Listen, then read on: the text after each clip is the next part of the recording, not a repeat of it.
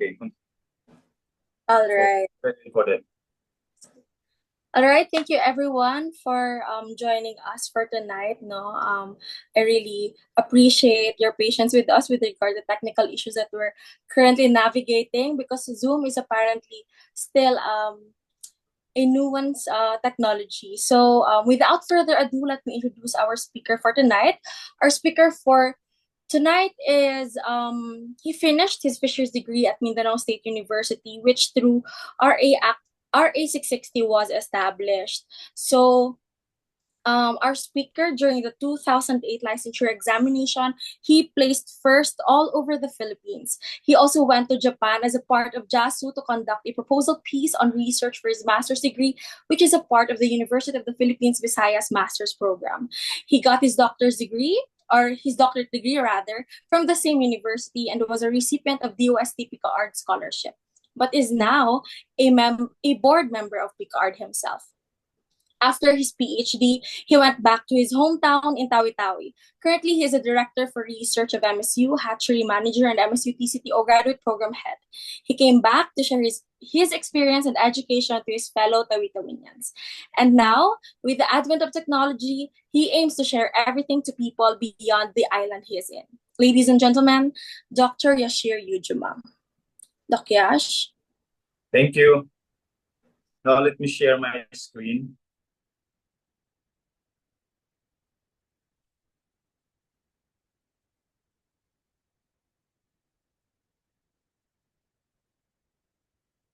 So it's my screen ready to share. Yeah. So on my end, your screen is already showing. okay, so it's already showing. Yeah.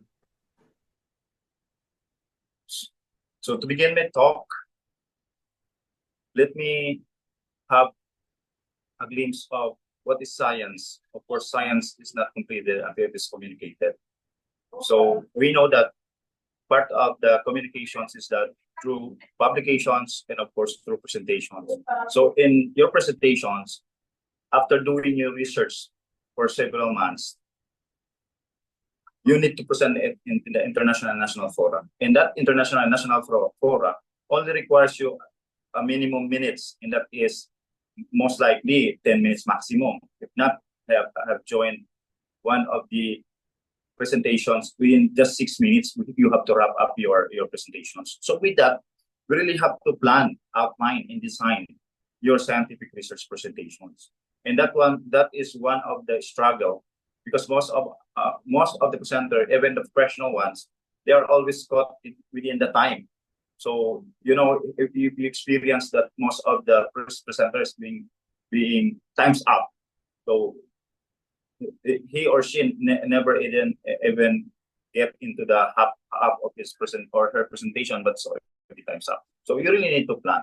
So with that, let me start my presentations on. Of course, this is the re-echo of the training on scientific writing and presentation in partnership with the Barn Health Research and Development Consortium. Just happened that the consortium invited the DevCom, Development Communications, the College of Development Communications, to the persons of 2 professors. And with that, which I attended last December 2 to 3. So I just got the opportunity to, from the Fisheries to attend the scientific communications training. So for the presentations, most of the presented here, or the text that I presented, I excerpted it from the training module of Assistant Professor Aldo Gabriel Tilim from the DevCom of the UPLP. The one that is being circled at the photo, you can see Dr. Assistant Professor Aldo. So now let's start with the plan. When you do presentations, you have to plan. Of course, the first step is that you have to assess the presentation environment. So who is this presentation and what is this presentation environment? Of course, you have to see the theme, the venue, and even assess the environment itself. If it is in a wide open area or close, or maybe in just one room, something like that. So part of that is you really have to do an assessment. And under the assessment, we have here the define the scope of your presentation topic. Of course, you have a very huge topic. For example, you conduct an experiment for 1 year, but just happen that, or you have this more than 10 pages publications or article or maybe draft, but you need to present it in just 5 minutes. So you really have to define the scope of your presentation in order for you to be accommodated within 5 minutes or 10 minutes. And the other one is that you have to identify your audience. So of course, not all your audience, like for example, in the upcoming incoming or the upcoming event on in-house review, we know the vice chancellor invited stakeholders, which we know that these are interdisciplinary. So most of the audience are not within our science, but instead in interdisciplinary science. So their level of understanding is not within our level. So we really have to you have to really present. You have to know the audience, their capacity of understanding. For example, you have to determine who are they in the first place, and what do they already know about the topic. So you try to know your topic. Of course, you know the topic, and you try to assess the audience if they are expert on that field or if what they know about the topic. So maybe on a general term, they know. Of course, for example, for the incoming in-house review, even the plenary speaker is into the fish processing. Now, if you are into Islamic, for example, or if you are into the ICT or into the mathematics, what do you think is the level of understanding of our plenary speaker? So with that, you really have to what you call that, simplify. And other thing is that what might they not know yet? So what are the things that they do not know? For example, in our science, we really have to know that the science gap that we wanted to address, those are the things that they do not know. For example, so. And another one is that you have to consider is that you clarify your aims. For example, what is your aims in joining the presentation or in presenting? Do you just wanted to exchange information with the audience, or do you want to have increased visibility awareness of your work? Of course, in the presentations, during the presentations, it's of course it is the face-to-face or a direct comment that you can get, and of course it is the audience where you can see you can encounter expertise, or you can encounter most of the professionals that within your line or within the same sharing the same expertise. So with that, depends, because maybe you wanted to have a network among your colleagues or peers, or you wanted to at least meet one of the renowned scientists in that field, for example. And another one is that you could have maybe your aims you want to inspire dialogue or issue stakeholders to act on something. So it depends. Another one is that part of your plan, your presentation is that you have to identify three take-home messages. Somehow, actually, in the classical or traditional way is that after our introductions, we still repeat our title, what's the title, and still repeat introducing ourselves. But why not start with a message that you can that your paper that can only be encountered with your paper, or that can addressed by your paper, which is all unique to the paper. Okay, for example, when we talk about this, we know that the science could not be completed unless it's been communicated. I think, or maybe you wanted, which is unique to your paper. And another one is that decide between a scripted or outline approach. So of course, between a scripted or outline approach, the scripted is that this is ready-made, the sentence, period to periods, and where you stop.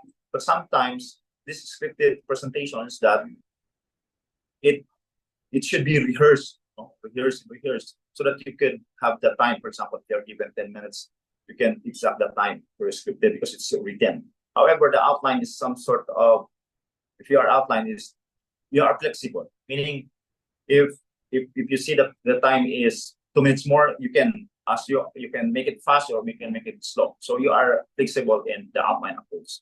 So, but in most of the time is that we know that I know if you are in a via Zoom, but now me in a via Zoom, I'm not reading any script, but somehow in the past I read a script in the presentations wherein it is really time, what you call that, it is should be on time, in time. I mean, it's time limited. You are only given a few minutes to talk. So with that, you really have to be within that time to deliver your presentations. So here actually part of the outlining is that you can prepare for your scripted, or you really have to make your script in the presentations, and you have to really rehearse the way you deliver your presentation.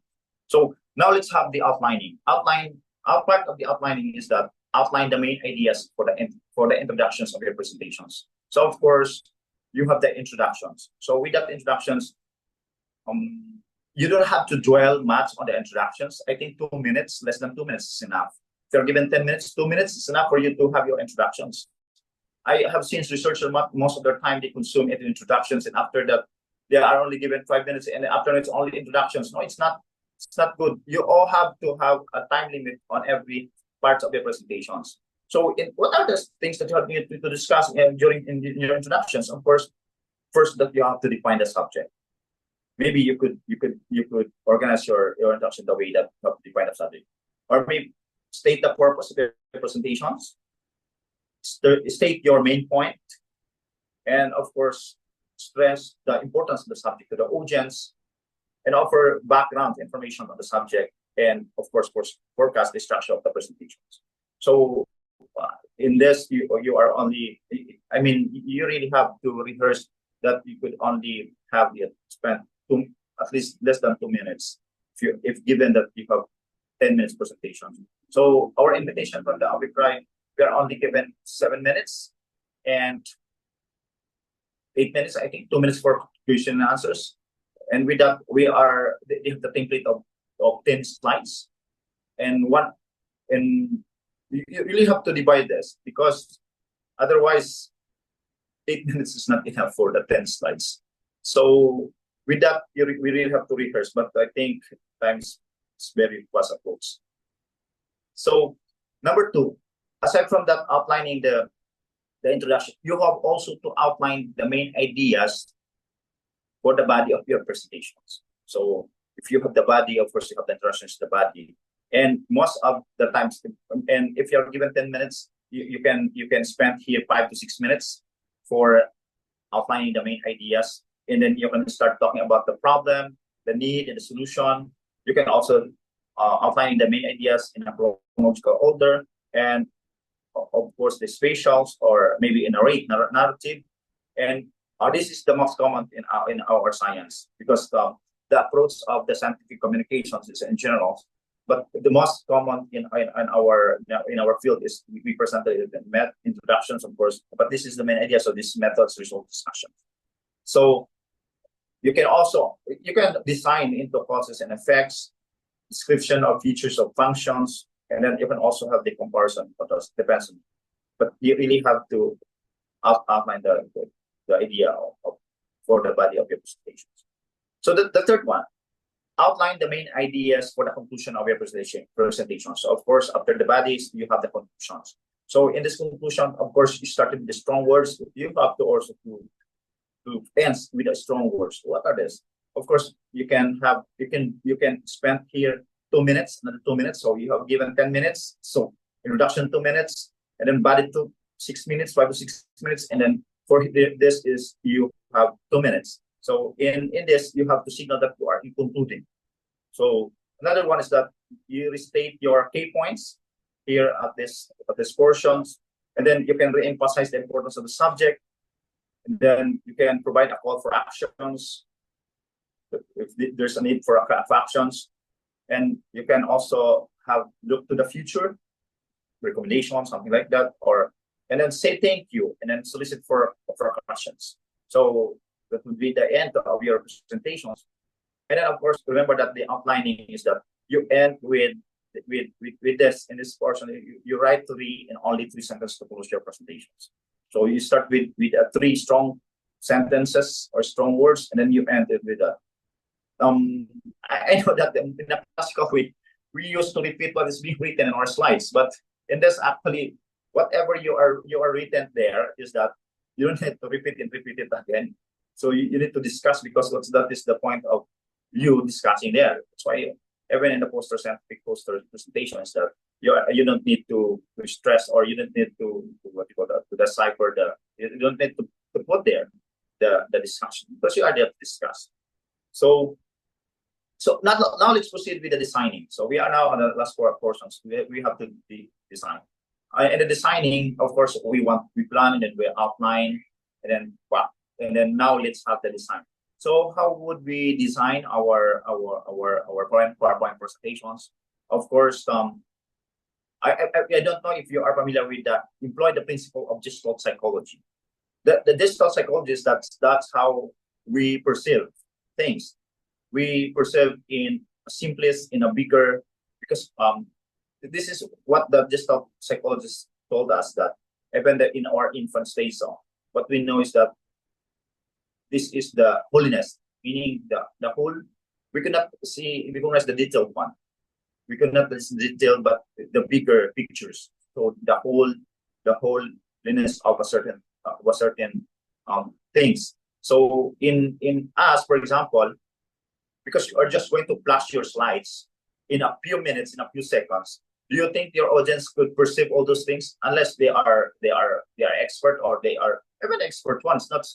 They could not retain all your or the things that you are going to convey them. You really have to simplify your slides. For example, one of the recommendations of our speaker is that 1 thought, 1 slides. As simply as that. So if you try to see even my slides, is that having 1 thought, 1 slides, because I'm preparing here, it's more than 70 slides.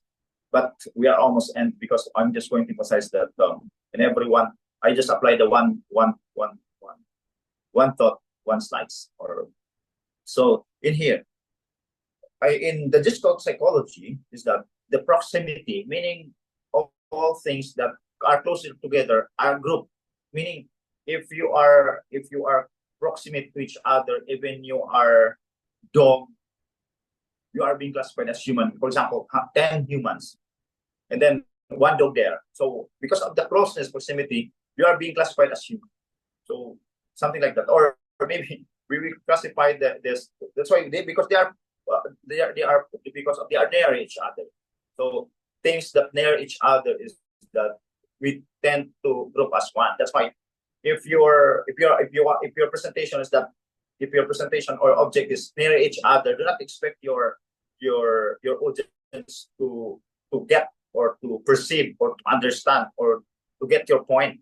You really have to make something, or to make something, innovate something, in order for them to describe, to immediately recognize. Because according to just proximity, really perceive as one. How about similarity? So similar things that can perceive as one. So if there is a similar things wherein, because people doesn't look into a detail at a glance. So anything that is kind of similar is that, for example, everything that is in box, if all in box is what they perceive is box. Okay. How about the enclosure? So everything that is enclosed, they are perceived as one enclosed. So what you need to do is, in order for the other thing to recognize. So if you have so many things there in your slides, they are just taken as one. So even though it's very hard for you to what do you call that, to tell the audience that this is due to time limited, especially if you are into interdisciplinary or multidisciplinary conference. That's why when you attend the multidisciplinary or interdisciplinary, do not expect that your paper will be improved, because those peoples are not within the line of the experts that you are looking for. Another one is the closure. So the more closure they perceive as one, Continuity. What's the continuity? Meaning one line is that the same line. If you are on, let's say, straight line or slant line, at least perceive as one. So if you want to be recognized, you make another line in order for them to distinguish out of those lines. So for example, if you want to recognize you have this straight line and one slant line, so everything, they will stand out. And then how about connections? So everything that is connected is that they perceive as one. No? So people try to have it because we wanted to focus our audience or our spectators, what you call as attentions, no, in the presentations, because we are only given limited time. And how is it that you can convey or you can deliver it in order, because at the end, as part of the communications, that you want to be understood. So another one is that employ the principles of pre-attentive processing. The pre-attentive processing is that you employ something leverage for a pre-attentive processing. So at a glance, you will immediately be what you call that, be recognized. For example, I am in the hood, or I am wearing a hood T-shirt, so everybody is nude, and you are the one who wearing and that is pre-attentive processing. Or everybody is wearing black and you wear red, and that is, of course, you are leveraging yourself to be a pre-attentive processing. So anything that you wanted to highlight, for example, in this text, for example, the number 2 that I'm going to highlight. So I diminish the contrast of other text in order for me to at least to concentrate or to convey you on a certain things. So it depends on you, on what are you going to deliver on a certain slides. But what is important is here is that given in a few seconds, people could have the pre-attentive, not the attentive processing. Because, for example, in a picture, group picture, you need not pre-attentive processing for you to know where's your lolo or where's your grandfather there in a World War picture. You need attentive processing, no? For you need to look into the detail of their face. But in this, if you are using the preemptive processing, immediately in 1,000 you will be recognized. So in this, how would you make your slides wherein you utilize preemptive processing for your slides or for your certain ideas to stand out of all those being put in your slides. And another one is that here is, of course, preemptive. You can have the orientations. You can use the orientations to do a preemptive processing. Of course, the shape. Everything is oblong, and then you make a triangle, and that is the preemptive. Okay, length. Of course, everything is short, and then you make a lengthy one. That's another one. The width, and of course, the size, the curvature, and of course, the color, and then the intensity, spatial position, and then of course, the motion. You can create the motion for designing for you to emphasize really on your slides. Another one, strive for a simple design. So simple design. If you try to see what I'm telling you about, what I'm doing in my slide now is just a simple design. I'm just trying to create a simple design wherein I use the contrast and of course the white space and what hierarchy you can use it. But what is that is the unity. The unity is something like through your slide, you are using the same kind. For example, if I'm using the AI generated picture here, all throughout my slides, I'm using AI. For example, if you are using pictures, the better you do pictures, all of that. We are using map, all of that writing points on map, not table, picture, and then text. No, it's not. It has no unity. That's why even at the beginning of my slides, I use the AI generated pictures for my presentation to have a unity. Because at the end is that you want them not you want to unite, because that's how the human being perceived, no? And then of course another one is that use appropriate coloration. So of course there's some colorblind and some others that there are some using the black backgrounds for to eliminate some of the ages. It depends. And to give you a summary, of course, first that you have to assess the presentation environment, and that's good, knowing your audience. And then if your audience is, for example, if you are into a general audience, you really have to make them understood. You put them, you make your English very simple, not so what's called that, very technical. So it depends. It depends. For example, if you are defending your thesis, you don't have to make it simple as like general audience because they are the vast of expertise. And of course, another one is that you have to plan your presentations. And this you identify three take-home messages, scripted or outline. Make a script and rehearse, and then leave a three sentence to close your presentations. Of course, start with strong words, and of course, prepare your presentation material based on this psychological or pre-attentive process. So, with that, I would like to end my presentation here. Although I have so many slides. That's more than 70, but I would like to end my presentations with thank you. And I have here generated what you call that. I have here generated the AI photos, and now let's have your question and answer.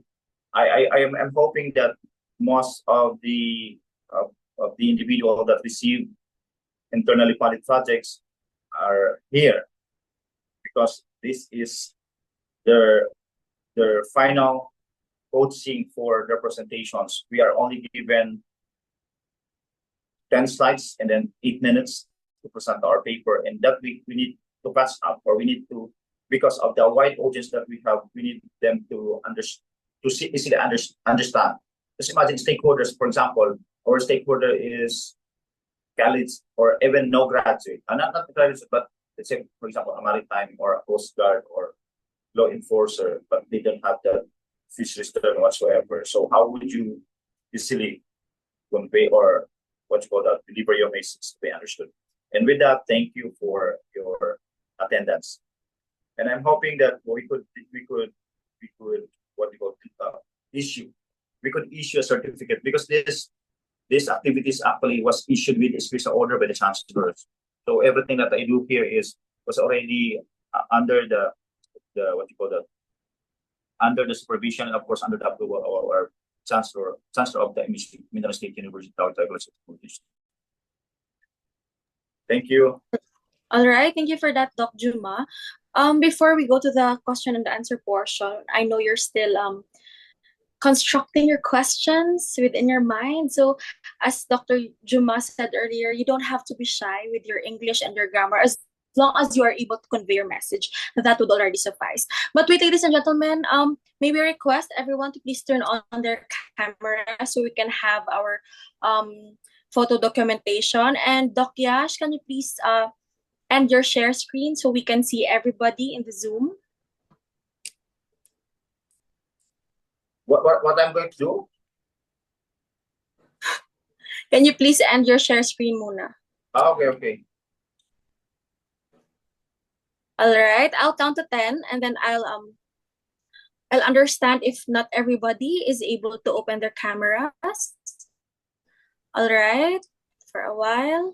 1, 2, 3, 4, 5, 6, 7, 8, 9, 10. All right, I'll take photos now. Smile.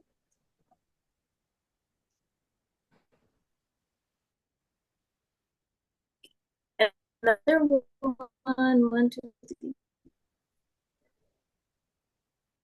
All right, super slay. Thank you, everyone. How to write a paper na madali pong mas-publish under Scopus. Okay. Although that's not part of my what you call that, of my presentations, but if you try to see, actually you should have a target journal. In the target journals, they have this guide for authors, and they have this requirements or criteria for publications. And of course, in that journal, you can also have their what you call that,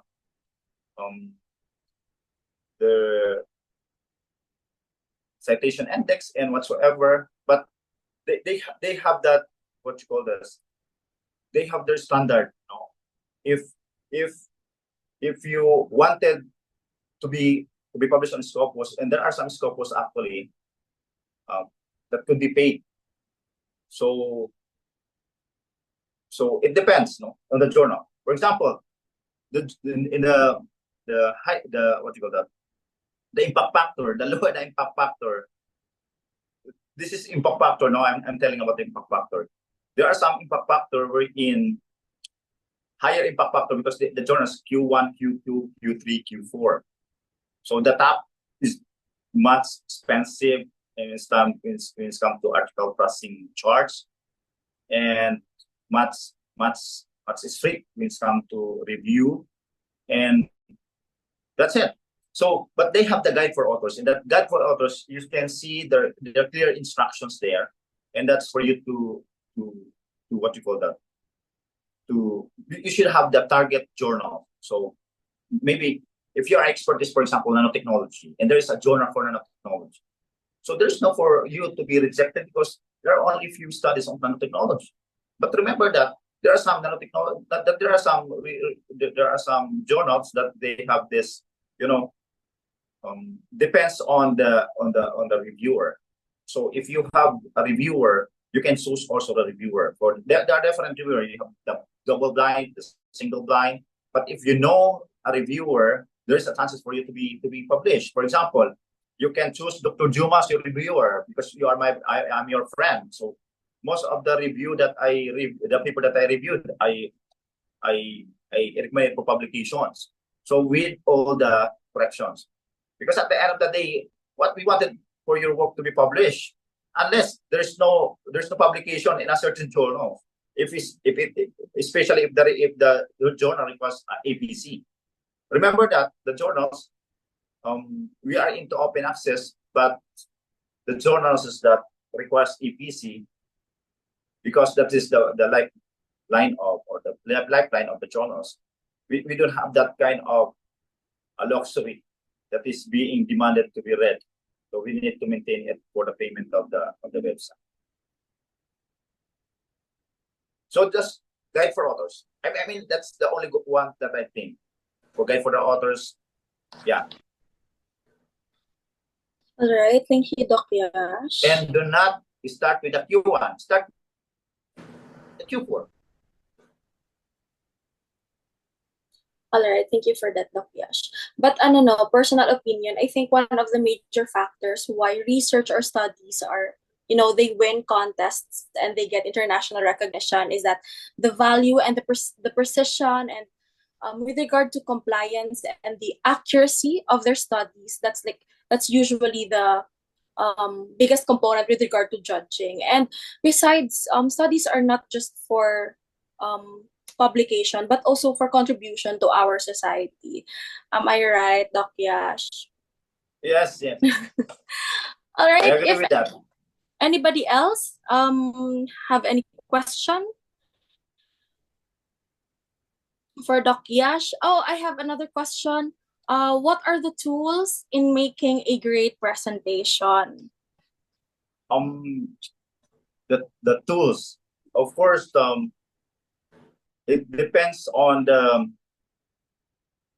assessment of the environment. For example, if you are into, for example, on the extension, and if you are into IPs, do you think you need to bring all your, maybe if it is not convenient for you, or if it's not, so it depends on the scenario basis. For example, now is that the most convenient way is that our Zoom, that is the way we communicate, because this is just for, while I'm out of town, I can still disseminate the information as far as our in-house review was approaching. But still, if you are into, for example, into extensions, even that mode communications, our English is no longer applicable. You really need to go down to the people that would understand what you're talking about. So it's really very challenging for you to engage with those people, because the engagement with those people is not one way, not one way, but two-way. So you really have to at least to be perceived and then interact by those people. So in making a good presentation, what I'm telling you, it depends. We're in a scientific fora where you have your, for example, you have you're given, you have your slides or you have the PowerPoint, but always look into their guidelines. So that's one way, because even in the poster, they have the guidelines. they have the size, they have the font size, and with that, and of course for the slides. And part of the making a good presentation is that you really have to make a font size bigger. Not one of the things that I encounter is that if the font size is smaller, which could not be read, it's one of the miss of the common error of the presenter. And of course, we do not wanted to have lower than 14 fonts typeface, if possible greater than that, not too bigger, but that's one thing that we really have to emphasize. And of course, aside from the desktop and the other designing that I am discussing a while ago, is that you have also to try a different background. I have seen a background of black background and having a white font size, really concentrating the focus of your audience in your slides, because we wanted to have, if possible, one idea, one slides. That's why when I presented a while ago, just a few weeks, I presented in what you call that, in one of the MTIT, the Ministry of Trade, Industry and Tourism, which I presented in huge array or in a huge spectrum of audience, from Bantay Dagat to Coast Guard to professionals. But in that, I only have one word in every slides, meaning the keywords that I'm going to emphasize. I like contrast, making contrast, so that the retentions, for example, the retention, you cannot retain all those texts, especially if they encountered the first word. I mean, they encountered it for the first time. For example, you are introducing them the ecosystem based approach to fisheries management. How would they what you call that, remember that if you do not know how to really at least make a direct statement for that? How could they remember about the community coastal resource management or integrated coastal resource management? So if you really need, because some other maybe, like by my background here, using this background actually is that very disturbing. If you make a slides and every now and then you really have to put the seal. So you really need, if you wanted your audience to focus on one thought, that is, if you want to convey one dot, and just put one dot in your slides. That's it. One thing. So aside from the guide of authors or guide of presenters that the presenter or the presentation or the conference requires for you. All right. Thank you for that, Doc Yash. I hope the question was answered. There's a question from the chat. It's from Sir Ujing. Doc, is it necessary to include the references in the presentation if the allotted time is very limited? Thank you for the informative presentation, po, sir. Again, yeah. You need to put up references. In fact, if to be, just like when I generated AI, I put the web for I generated AI, because at the end of the day is that you need the legitimate source. That's to emphasize that you are getting a source from a legitimate one. And the other one is that, of course, you wanted that your presentation is based on the facts, and that require even the Q1 journal. That is to really put your references. Unless it is just a hearsay, or you not want to become a hearsay. That's why you need to put a references. So that's why if you try to see my presentations, is that I started with talking about excerpting the presentation from one of the faculty of UPLB, excerpt from the training module. So in your end, you really have to not put all those references. Maybe choose top 3 or top 5, because putting all the references and not clearing the text, I mean the text is not clear, it's just useless. Why not putting one word if it is clear? Why putting all words if it is not clear? So those are the things that you have to consider, because the clarity is the best. You really have to consider the clarity. The clarity is that you have to have a clear message. Putting all those things that could not be understood is just useless. So I hope I answered your questions. All right. Sir Ujing, maybe you have a follow-up. Okay. Doc Yash, there's another question for a while.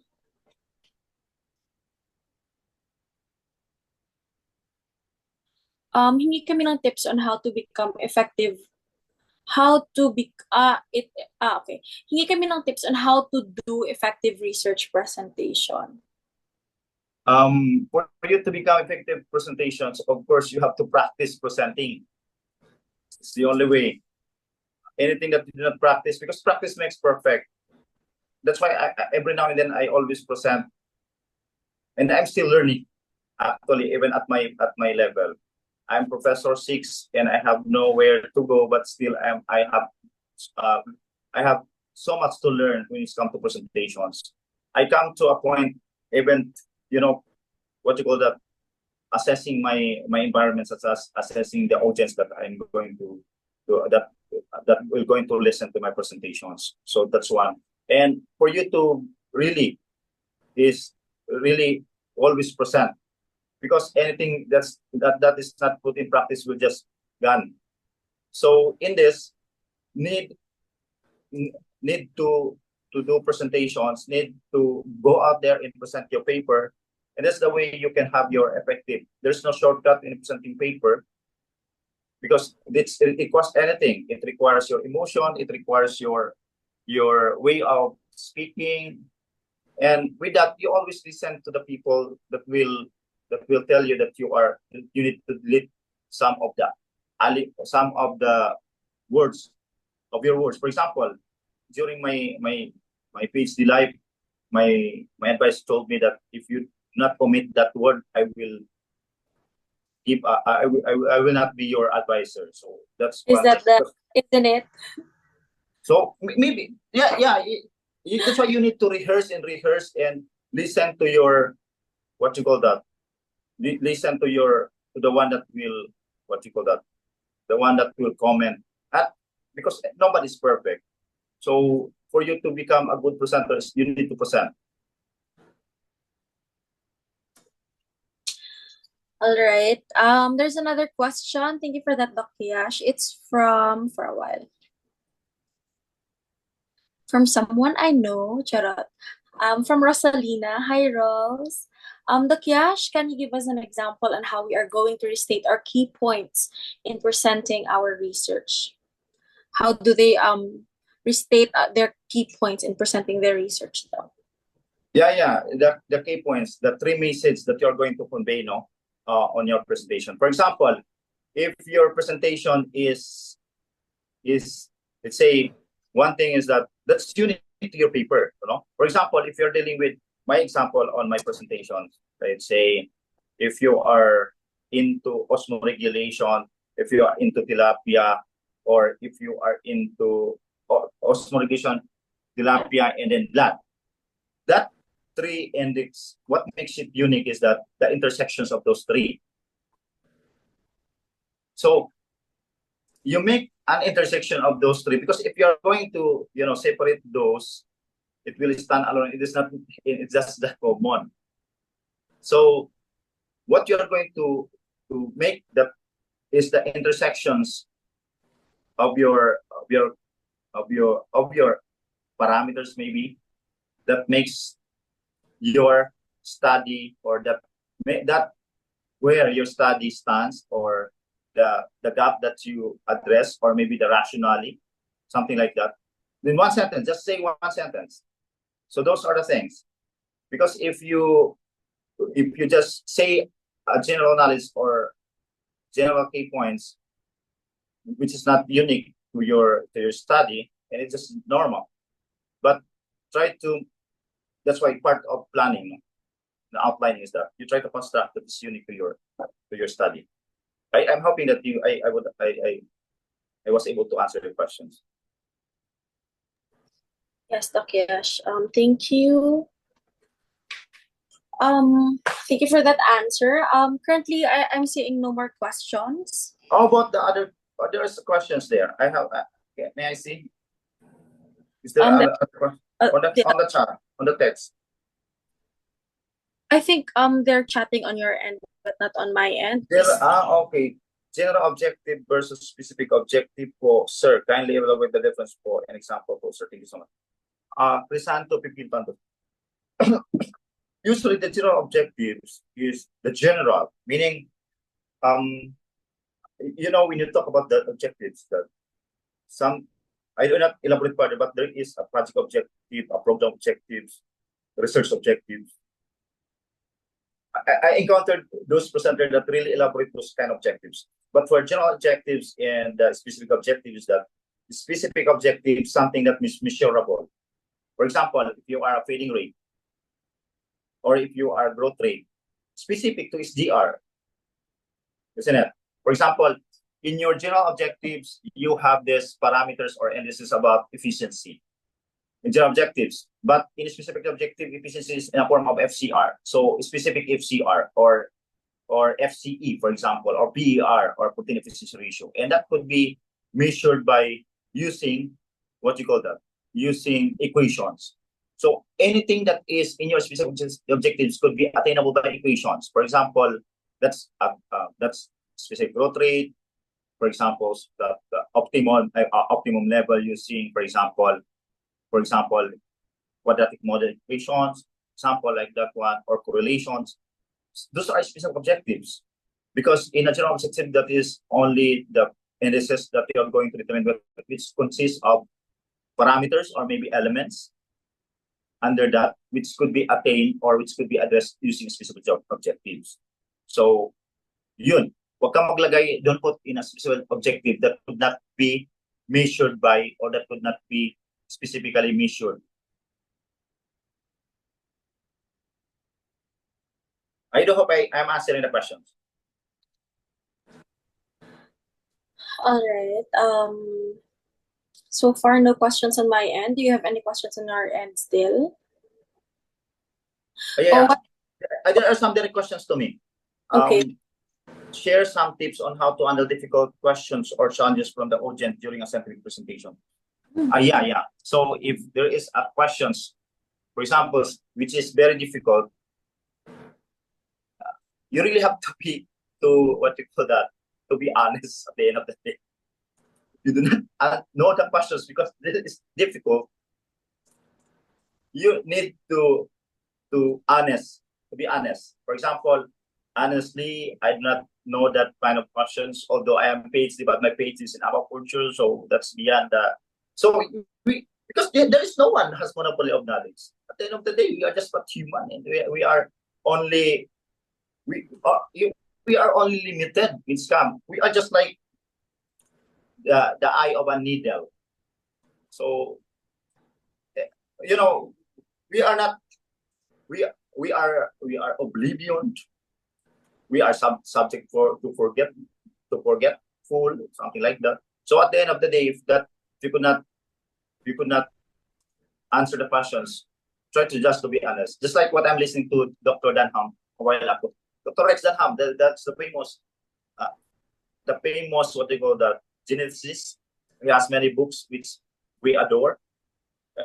But I listened to his presentation when someone asked about AI. He just immediately admitted that he has a limited knowledge of AI, and he doesn't know about AI. So it's simple as that. So do not force yourself to explain about the AI when the young generations knows about the AI more than you. Something like that. That's why I'm exploring AI nowadays. Recently, I'm exploring even the features of the AI. How could we make an AI that is more helpful to our routinary work? So that's something, the old generation like me, we can still evolve as long as we are listening. For example, if there is one, for example, if you are in a keypad phone, do not stop in a keypad phone. Try to avail for iPhone 16 and try to be updated on the features of iPhone 16, because that's how our life.